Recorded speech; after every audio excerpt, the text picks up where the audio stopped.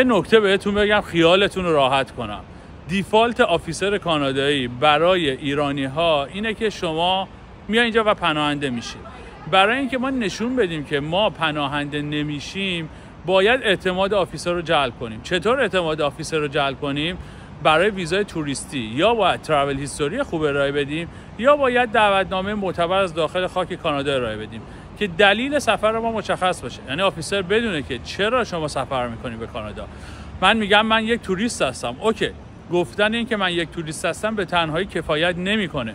من باید نشون بدم که سفرهایی رفتم و الان بعد از چند سال سفر کردن، مخصوصا به جاهایی که ویزا گرفتنش یه خورده سخت‌تره یا اینکه شما میتونین برین پناهنده بشین و این کارو نکردین، قطعا شانس ویزاتون رو میبره بالاتر. مثل کجا؟ مثل حوزه شنگن. شما زمانی که ویزای شنگن داشته باشین قطعا شانس ویزاتون برای کانادا بیشتر میشه. یا اینکه خب سفرهای زیادی رفته باشین.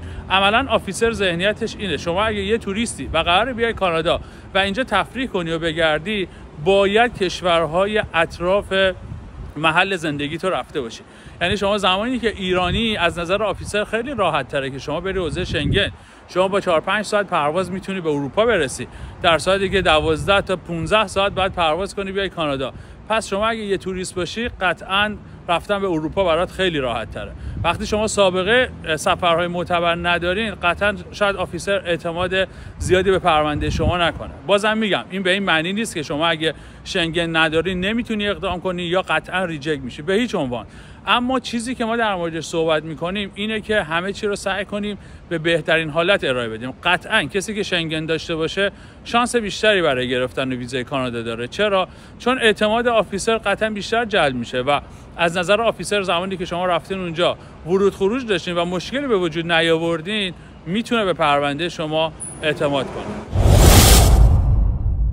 خب همونطور که احتمالاً میدونین پالیسی جدید در مورد ورک پرمیت 3 ساله برای ایرانیان از مارچ شروع شد و تا 28 فوریه 2024 ادامه خواهد داشت. اگه شما بخواید برای ویزای توریستی اقدام کنین همچنان باید واجد شرایط باشین. یعنی چی؟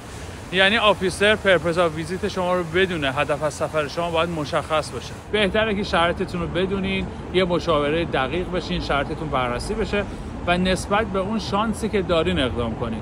شاید ویزای توریستی برای شما مناسب نباشه، شاید مسیر شما مسیر دیگه‌ای باشه.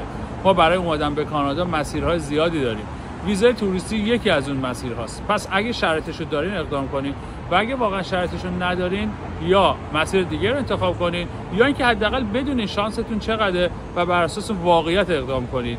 اینکه بخواید ذهنتون این باشه که من اقدام کنم ویزا میشم همه چی عالیه و خیلی راحت دارم ویزا میدم، واقعا اینطور نیست بچه‌ها. پرونده شما باید یه پرونده حرفه‌ای تنظیم بشه، یه پرونده‌ای که واقعا نقص توش نداشته باشه که آفیسر اعتماد کنه به پرونده شما. اما نکته بعدی که بسیار بسیار مهمه اینه که شما باید بدونین ورک پرمیت 3 ساله به معنی پی آر کانادا نیست. شما زمانی که ویزای باز 3 ساله کاری رو میگیرین عملا اینجا میتونین فول تایم کار کنین، میتونین بیمه رد کنین، حساب بانکی داشته باشین و مزایای دیگه‌ای که توی کانادا میتونین ازش برخوردار بشین. اما واقعیت داستان اینه که این به معنی پی آر یا اقامت دائم کانادا نیست. شما اگه بخواید اقامت دائم کانادا رو بگیرین باید شرایط گرفتن اون رو داشته باشین، از مسیرهایی که میشه براش اقدام کرد. حالا نکته‌ای که هست، شاید شانس شما از داخل ایران برای مسیرهای دیگه مهاجرتی خیلی بیشتر باشه. یعنی لازم نباشه شما اصلا بخواید توریستی اقدام کنین، ریسکش رو به جون بخرین و بخواید بیان اینجا ورک پرمیتش کنین. در خدمتتون هستم، امیدوارم که خوب و خوش باشین و یه روز توی این خیابون در دانتان ونکوور با هم دیگه قدم بزنیم. مرسی، ممنون.